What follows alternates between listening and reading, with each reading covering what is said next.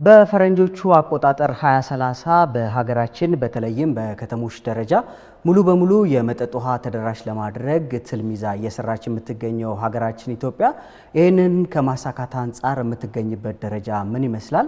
በተለይ የንጹህ መጠጥ ውሃ ተደራሽ ለማድረግ በከተማም በገጠርም አሁን ላይ እየተሰሩ ያሉ ስራዎች ምን መልክ አላቸው በሚሉ ጉዳዮች ላይ ዛሬ ቆይታ እናደርጋለን። ሰላም ጤና ይስጥልን፣ እንዴት አላችሁ ውድ ተመልካቾቻችን? ሳምንታዊ ውሃችን መሰናዶ ተጀምሯል።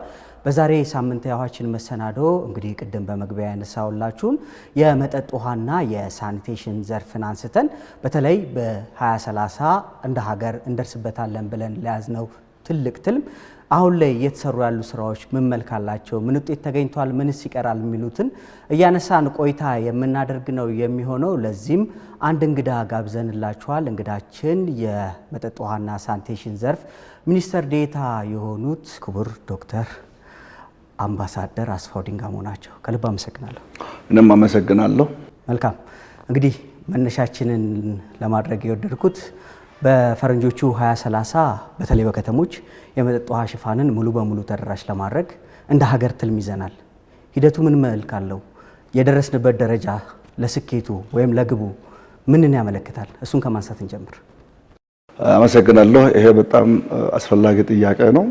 በአጠቃላይ 2030 የሚባለው የሰስተይነብል ዴቨሎፕመንት ጎል ግብ የተጣለው እዚህ ኢትዮጵያ አዲስ አበባ ላይ በ2015 የመጀመሪያው ሚሌኒየም ዴቨሎፕመንት ጎል የሚባለው ሲጠናቀቅ እየተደረገ ግምገማ መነሻ በማድረግ ይሄ ግብ ተጥሏል። ሰስተይነብል ዴቨሎፕመንት ጎል የሚባሉ በርከት ያሉ ለዓለም ህዝቦች እና እንደዚሁ ለሀገራችን በሚጠቅም መልኩ የትኞቹ አካባቢዎች ላይ ፎከስ ተደርጎ መሰራት አለበት፣ በዓለም ላይ ጤናማ አካባቢን፣ ጤናማ ህብረተሰብን፣ ሄልዚ የሆነ ዌልዚ የሆነ አካባቢ ለመፍጠር ምን መሰራት አለበት በሚል የጋራ ጥልቅ ውይይት ተደርጎ በቀረቡ ጥናቶች ላይ መነሻ ተደርጎ የተጣለ ግብ ነው። ያንን ግብ መነሻ በማድረግ ላለፉት 15 ዓመታት አገራችን እጅግ በጣም ሰፊ የሆነ በዚህ በመጠጥ ውሃውና ሳኒቴሽን ዘርፍ ስራ እየተሰራ ቆይቷል። ያው ሁላችን እንደምናውቀው ኢትዮጵያ በጣም ሰፊ አገር ነች። በጣም ከፍተኛ የሆነ የህዝብ ብዛት ያለባትም አካባቢ ነች። በእነዚህ አካባቢዎች ላይ ሁሉም አካባቢ በገጠርም በከተማም እንደየ ስብጥሩ እንደዚሁም እንደ ሰትልመንቱ ውሃ ለማድረስ ስራ ሲሰራ ቆይቷል። እንግዲህ እነዚህ ስራዎች እየሰራን ዛሬ በ2026 ላይ እንገኛለን። ከዚህ በኋላ ይህንን ዓመት ጨምሮ 5 ዓመት ነው ሰስተይነብል ዴቨሎፕመንት ግብ የሚባለውን ለመጨረስ እድል ያለን። በአጠቃላይ እንግዲህ የሀገራችን ህዝብ ደግሞ ዛሬ ከ130 ሚሊዮን አልፏል። 38ም የሚሉ አሉ፣ 135 የሚባል አለ። ነገር ግን በእኛ ስታቲስቲክስ መሰረት ከ130 ሚሊዮን ህዝብ አካባቢ ነው ብለን እንውሰድና በዚህ አካባቢ ላይ በገጠርም በከተማም የሚኖር ህብረተሰብ ክፍል አለ። በርከት ያሉ ከተሞች ያ ግብ ከተጣለ በኋላ ተመስርተዋል። በየቦታው አነስተኛ ከተሞችም ተመስርተዋል፣ ነባር ከተሞችም አሉ። በእነዚህ አካባቢዎች ላይ የነበረውን የውሃ መጠን በተቀመጠው ስታንዳርድ መሰረት ለህብረተሰባችን ማቅረብ አለብን ብለን ከፍተኛ የሆነ ስራ እየተሰራ ነው ያለው። በገጠርም እንደዚሁ ኦልሞስት ከ75 ከመቶ በላይ የሚሆነው የኢትዮጵያ ህዝብ ገጠር አካባቢ ነው የሚኖረውና በዚህም አካባቢ ላይ ስታንዳርድ አስቀምጠን በጣም ሰፊ ስራ የተሰራ ነው። ይህንን ስራ ስንሰራ በገጠር አሁን በአሁኑ ጊዜ ኦልሞስት ወደ 72-73% አካባቢ ላይ አድርሰናል። እንግዲህ ባለን መረጃ ባለን ዳታ ቡልዳፕ ያደረገው ነው እየነገርኩ ያለሁት። እንደዚሁም ከተማማ አካባቢ ላይ ወደ 84 አካባቢ ላይ ደርሷል ብለን እናስባለን በአጠቃላይና ማነው ገጠር ላይ 69 ከተማ ላይ 84 አጠቃላይ እንደ አገር 72-73% አካባቢ አድርሰናል ብለን ነው እያሰብን ያለነው። ይሄ ስቲል ብዙ ስራ መስራት እንዳለብን የሚያመለክት ነገር አለ። ከዚህ አንፃር ደግሞ ሰፊ ስራ በክልሎችም በፌደራል ደረጃም ይሰራል። በተለይ ከነዚህ ስኬታማ ተግባሮች መካከል የሚጠቀሰው ድርቅ በመቋቋም ሂደት ውስጥ ትልቅ ቦታ የሚሰጣቸው የመጠጥ ውሃ ፕሮጀክቶች አሁን ላይ እየተተገበሩ ነው የሚገኙት። እናንተ ክላይሜት ሪዚሊየንስ ትሉታላችሁ። እነዚህ አካባቢዎች የተሰሩ ስራዎች ምን ውጤት አመጡ? እሱ እናንሳ። በጣም ሰፊ ስራ ሰርተናል እዚህ አካባቢ ላይ። አሁን ለምሳሌ አካባቢዎችን ለይተን ነው ስራ የሰራ ነው። በወርልድ ባንክ ለዚህ ፕሮግራም ከተመደበልን በጀት በተጨማሪ ከመንግስትም ክላይሜት ሬዚሊየንት ስራዎች እንዲሰሩ ካስቀመጥናቸው ፕሮግራሞች አንፃር ሲታይ አሁን አፋር ክልልን ወስደን ብንሄድ በአፋር ክልል 3 ፕሮጀክቶች አንደኛው አፋምቦ ላይ 2 ወረዳዎችን የሚያገናኝ በጣም ሰፊ ስራ የተሰራበት ትልቅ ፕሮጀክት ተገንብቶ አልቋል። ሁለተኛው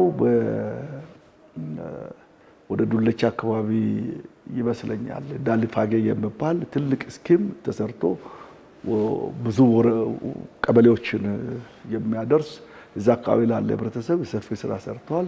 በተወሰነ ደረጃ አነስተኛም ቢሆን ካለዋን የሚባለው አካባቢ ላይ ጉድጓድ ቆፍረን እስከ ካለዋን ከተማ ድረስ ውሃ ዘርግተናል።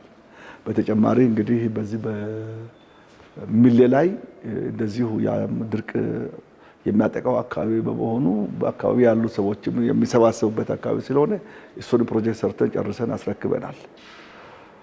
ሰመራም እንደዚሁ በወርልድ ባንክ ኮምፖነንት እና እንደዚሁ በክልሉ በሚመደብ በጀት ፕሮጀክቱ ሰመራ ሎጊያ የሚባለው ስራ ተጠናቆ በአሁኑ ጊዜ እንደውም የዚህ ከተማ ቆሻሻ ማስወገድ ስርዓት ውስጥ የታቀፈ ስለሆነ እሱንም እየሰራን እንገኛለን። አዋሽ 7 ነው ሌላው ትልቅ ስኪም ነው። አዋሽ 7 በአሁኑ ጊዜ ኦልሞስት ተጨማሪ ስራዎች ካልሆኑ በስተቀር አብዛኛው ስራ ተጠናቋል። በዚህ በጀት ዓመት ከሚመረቁ ፕሮጀክቶች አንዱ ነው። ወደ ሶማሌ ክልል በምንሄድበት ጊዜ ሶማሌ ክልል ላይ ሰፊ የጉድጓድ ቁፋሮ ስራ ሰርተናል። በተለያዩ ወረዳዎች ላይ የጥናት ስራዎች ተሰርተዋል። ወደ ግንባታ እንዲገቡ ያደረግናቸው በርከት ያሉ ፕሮጀክቶች አሉ። ተመርቆ ወደ ስራ የገቡ አሉ። ከነዛ ውስጥ አንዱ አሁን ወደ ተመርቆ ወደ ስራ ከገቡት ውስጥ አንደኛው ተጎጫሌ ነው። ተጎጫሌ ትልቅ ስኪም ነው። ከተማ ነው። ገጠሩንም አንድ ላይ አካቶ ውሃ የሚሰጥ ፕሮግራም ነው። እንደዚሁም በቅርቡ እዚህ ሸበሌ አካባቢ ላይ ሪዞርት ሰርቷል። ሪዞርቱ አጠገብ ያሉ ኮሚኒቲዎችንም ጨምሮ ውሃ እንዲቀርብ ያደረግንበት ሁኔታ አለ። ከክልሉ ጋራ በመተባበር ከተመደበው በጀት ከሰከንደር ባን ፕሮግራም ጋር አያይዘን የሰከንደር ባንም አንዱ ትልቅ ኮምፖነንት ነው። እዚህ ወርልድ ባንክ የሳኒቴሽኑ በኋላ እመጣበታለሁ የወተር ሰፕላይ ኮምፖነንት ስላለው እዛ ውስጥ ጅጅጋ ከተማ ከክልሉ መንግስት ጋር በመተባበር ተሰርቷል። በተጨማሪም እንደዚሁ ደጋሃቡር አካባቢ ላይ ከክልሉ መንግስት ጋር በመተባበር 2 ክልሉ መንግስትም እኛም መድበን ለከተማው ውሃ የተሰጠበት ሁኔታ አለ። ኦሮሚያ ላይ አሁን በጣም ሰፊ ስራ ነው የምንሰራው። በጣም ሰፊ ስራ እየተሰራ ነው ያለው ኦሮሚያ ውስጥ። በአሁኑ ጊዜ በክላይሜት ሬዚሊየንት እንደ ውሃ እና ኤነርጂ ሚኒስቴር ተቀብሎ ከሚሰራቸው ስራዎች አንዱ ዳሮላቦ ላይ ነው። ዳሮላቦ ላይ በጣም በ3 ኮንትራክተሮች አሁን ግንባታቸው የተጠናቀቀ ያለ ማነው የተፋጠነ ያለበት ሁኔታ ስላለ አይ ቲንክ በዚህ በጀት ዓመት መጨረሻ አካባቢ ላይ ወደ አገልግሎት ይገባል በሚል በጣም በፍጥነት እንዲሰራ ተደርጓል። 3 ጥልቅ ጉድጓዶች ናቸው የተቆፈሩት። እነዚህ 3 ጥልቅ ጉድጓዶች ወደ አንድ ማዕከል መጥተው ዲስትሪቢዩሽኑን ወደ ተለያዩ ቀበሌዎች ያዳርሳል በሚል እንቅስቃሴ እያደረግን ነው። ባለፈው በጋራ ሄድንበት ብድሬ አካባቢ ላይ እንደዚሁ ብድሬ በዩኒሴፍ እና በክልሉ ፋይናንስ የተሰራ ቢሆንም ግን እኛ በርከት ያሉ የጉድጓድ ስራዎች ባሌ አካባቢ ላይ እየሰራን ነው። ከዚህ ለገሂጣ አካባቢም እንደዚሁ በርከት ያሉ ጉድጓዶች ተቆፍረዋል። ውሃ የማይገኝበት አካባቢ ነው። የተገኘ ውሃም አለ። እሱን ወደ ዲዛይን ለውጠን ወደ ውሃ መዘርጋት ላይ እንሄዳለን። ሆንቆሎ የሚባለው ቆልዋቢ አካባቢም እንደዚሁ የጉድጓድ ቁፋሮ በአሁኑ ጊዜ እያፋጠንን ያለንበት ሁኔታ አለ። ምክንያቱም ያ አካባቢ ውሃ የጥልቅ ጉድጓድ ውሃ የማግኘት በጣም መሰረታዊ የሆነ ችግር አለ። ይህንን ችግር ለመፍታት በሆርን ኦፍ አፍሪካ ፕሮግራም ያንን ቤዝን በሙሉ የያዘ እስከ አርሲ ድረስ የግራውንድ ወተር ጥናቶች በስፋት እየተሰሩ ያለበት ሁኔታ አለና እሱ እንደ ጥናቱ የውሃ ግኝቱን አቅጣጫ ከሰጠ በሚቀጥሉት አመታት እና ይሄ 2030 እስከመጣ ድረስ የግንባታ ስራዎች ከክልሉ ጋር በመተባበር የሚሰራ ነው። ይሄ አሁን እንደ ፌደራል የምንሰራው ነው እየገለጽኩ ያለሁት። ከዚህ በተጨማሪ ኦሮሚያ ውስጥ ቦረና ላይ የምንሰራው በጣም ሰፊ ስራ ነው። አሁን ለምሳሌ የተሰራው በዚህ በኩል ያለውን ብቻ ገለጽኩ እንጂ ከትግራይ ጀምሮ በትግራይ፣ በአማራ፣ በቤንሻንጉል ጉሙዝ፣ በጋምቤላ ስራ ሰርተናል። በርከት ያሉ ፕሮጀክቶች ግንባታቸው የተፋጠነ ያለ እየተመረቁ አሉ፣ የምንመርቃቸው አሉ።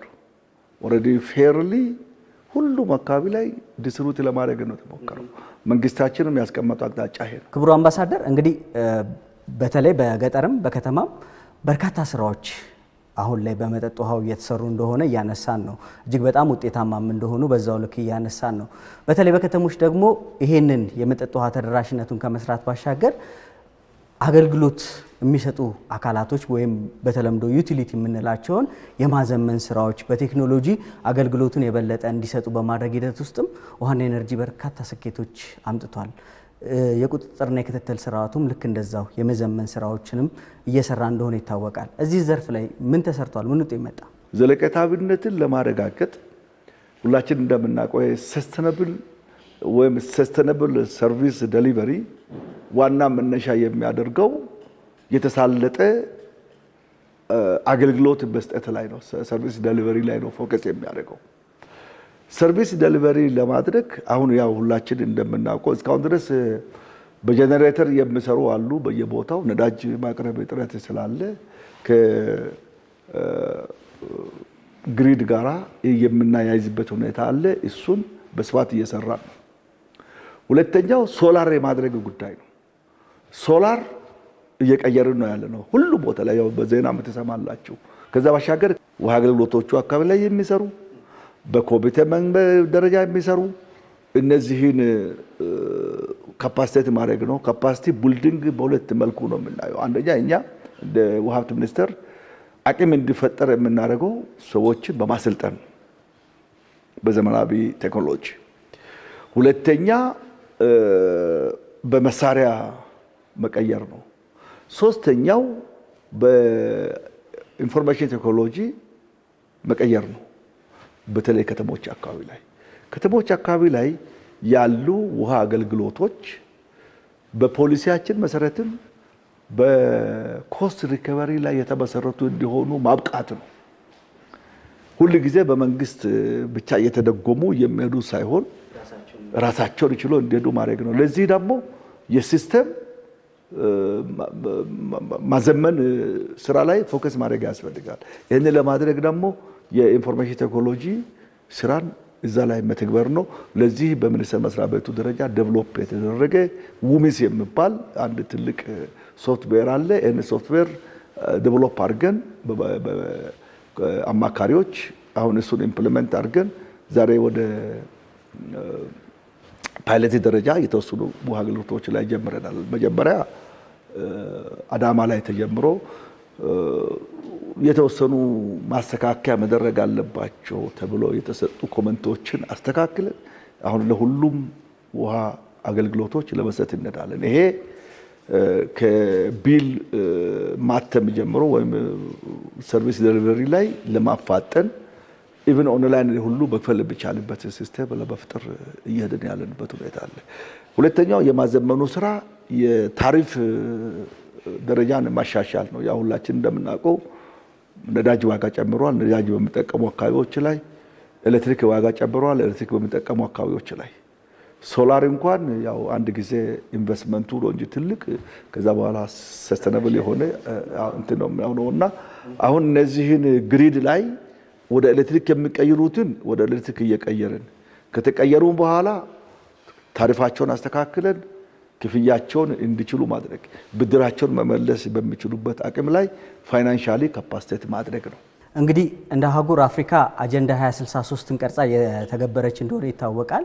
ከነዚህ ተግባራት አባይቶቹ ምናልባትም በዘንድሮ ዓመት የመሪዎች ጉባኤ ላይ በስፋት የተነሳው መሪ ቃልም የነበረው የንጽህና አጠባበቅን የማዘመንና የመጠጥ ውሃ ተደራሽነትን የማስፋት ስራዎች እንደ አህጉር ትኩረት እንዲሰጣቸው ያሳሰበ ነበር። ኢትዮጵያ ደግሞ ለዚህ ትልቅ ምሳሌ እንደሆነች ስትጠቀስ ነበረ። እንደ አጠቃላይ ስራዎቻችን ለአህጉራችን አፍሪካ ምን መልእክት አላቸው? የነበረውስ የተምሳሌትነት ሂደት በተገቢው እንዴት ለአፍሪካ አህጉር ማዋል ይቻላል ማለት እንችላለን? አንደኛ አሁን የዚህ የአጀንዳ 2063ን መነሻ ያደረገ 2026 የመጠጥ ውሃና የሳኒቴሽን ዓመት ተብሎ አፍሪካ እንትን ሲያስቀምጥ ኢትዮጵያን ምሳሌ ያደረገው ያለምንም ምክንያት አይደለም።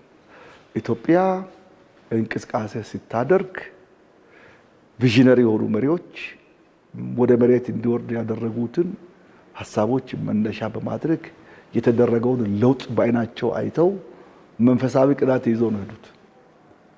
አንዱ መቀየር ይቻላል፣ በራስ አቅም ከተንቀሳቀስ መቀየር ይቻላል የሚለው አንዱ ትልቁ ነገር፣ ዋናው ተነሳሽነት ነው። ትልቅ ተነሳሽነት እዚች ሀገር ውስጥ አለ። ለልማት በራስ አቅም መስራት ይቻላል። የገንዘብ ፍሰትን ወይም ጥፋትን ቀንሰን ወደ ልማት ብናዞር ልማቱን ደግሞ መሪዎች ሲበሩ ፖለቲካል መሪዎች ለውጥ ማምጣት ይቻላል የሚለው ኢትዮጵያ ምሳሌ አድርጎ መውሰድ ተገቢ ነው። ይሄንንም ፕሮሞት ለማድረግ ሞክረናል። ስለዚህ ይሄ አሁን መነሳሳትን ፈጥሯል። ሁለተኛ የኢትዮጵያ ፕሮግራም ኦል ራውንድ የሆነ ፕሮግራም ነው። መጠጥ ውሃውንም በዚህ ሳኒቴሽኑንም በዛ፣ ጤናውን ጥበቃውን በዛ፣ የትምህርት ሴክተሩን በዛ፣ የግብርናውን ሴክተር በዛ፣ ሁሉም ኢንቴግሬትድ በሆነ ሁኔታ በፖሊሲ አላይመንት እንዲጣመሩ መደረጉ የጋራ እድገትን በመደመር ይዞ መሄድ እንደሚቻል አንዱ የምንሄድበት የፖለቲካ እሳቢያችን ነው። በመደመር ለውጥ ማምጣት እንደሚቻል ያሳየ ነው። ስለዚህ መደመር ሲባል የሀሳብ መደመር ነው፣ የተግባር መደመር ነው፣ የቅንጅት መደመር ነው፣ የፋይናንስ መደመር ነው። ሁሉንም አንድ ላይ ደምረ ስትሄድ ለውጥ ማምጣት እንደሚቻል አሳይቷል። አሁን በትንሹ ነው ጀመርነው። ሁለተኛ ፖሊሲዎቻችን አላይንድ ማድረጋቸው ብቻ አይደለም። አላይንድ የተደረጉ ፖሊሲዎች ወደ እቅድ መቀየር አለባቸው። ይሄን ደግሞ እቅዳችንን አሳልጠናል እንደ አካሄድ። ስለዚህ ይሄንን አድርገን የተገኘችዋን ሪሶርስ አሟጦ በአንድ ቋት አስቀምጦ ወደ የፕሮግራሞቻችን ግር ማድረግ መቻላችን እኔ ትልቅ ለውጥ አለ። ፍላጎት ብዙ ነው። ፍላጎትን ሁሉ በአንድ ጊዜ ማድረስ ባይቻልም ደረጃ በደረጃ እንደ ቅደም ተከተሉ ማድረስ የሚቻልበት ሁኔታ አስቀምጠን ተንቀሳቅሰናል። ይሄ ለሌሎቹ አራያ የሚሆን አሰራር ነው እየፈጠረ ያለውና ከፕሮግራሞቻችን መሳለጥና መቀናጀት አፍሪካኖች ብዙ ወስደዋል። ሁለተኛ የፕሬዚደንሻል ኦር ሄድ ኦፍ ገቨርንመንት ኤንድ ስቴትስ ኮምፓክት አዘጋጅተናል። ያ ክቡር ጠቅላይ ሚኒስትሩ እንደውስ አድርጎ በእንትኑ ላይ ለማስቀመጥ ሞክረናል። ይሄ መጠጥ ውሃውን፣ ሳኒቴሽኑን፣ ኤነርጂውን፣ የውሃ ሀብታችንን ውሃ ሀብትም አንዱ ኢንቴግሬትድ በሆነ መንገድ መምራት አለበት። ይሄንን ሁሉ ለማድረግ የተከደበት ርቀት አለ። አንዱና ትልቁ ነገር አመራሩ ተደማምጦ የተቀመጠውን አቅጣጫ ወደ መሬት ለማውረድ ተንቀሳቅሶ በሁሉም ሴክተር የሴክተር ሪፎርም አዘጋጅቶ ያንን ለመተግበር መሄድና ሀሳቦቻችንን አቀናጅተን ተደማምረን አንድ ውጤት ለማምጣት ወደ አንድ አቅጣጫ የሚተም ሰራዊት ነው የተፈጠረው። ይሄ ነው አሁን ለውጡ አብነታዊ ሊሆን ይችላል ብዬ የማስበው። ቀጣይነቱስ እንግዲህ እንደ ሀገር የተጀማመሩ ቅድም ያነሳሳናቸው በርካታ ውጤቶች መጥተዋል። በሚቀጥሉት 5 ዓመታት እንደርስበታለን ብለን ያሰብነው ትልም አለ። እሱ ላይ ለመድረስ ቀጣይ ምን ታቀደዋል? ሂደቱ እንዴት ያለ ነው? ከማን ምን ይጠበቃል? የመጨረሻ ጥያቄ ነው።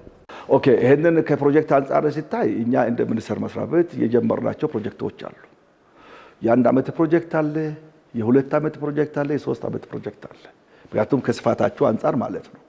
እነዚህን ጀምረን አሁን አብዛኞቹ ፕሮጀክቶቻችን በዚህ በጀት ዓመት ያልቃሉ። የማያልቁት ወደሚቀጥለው ዓመት ይሸጋገራሉ። ፕሮግራሞች ናቸው ይዘን እየሄድን ያለ ነው። ፕሮግራሞቹ ቀጣይነት አላቸው።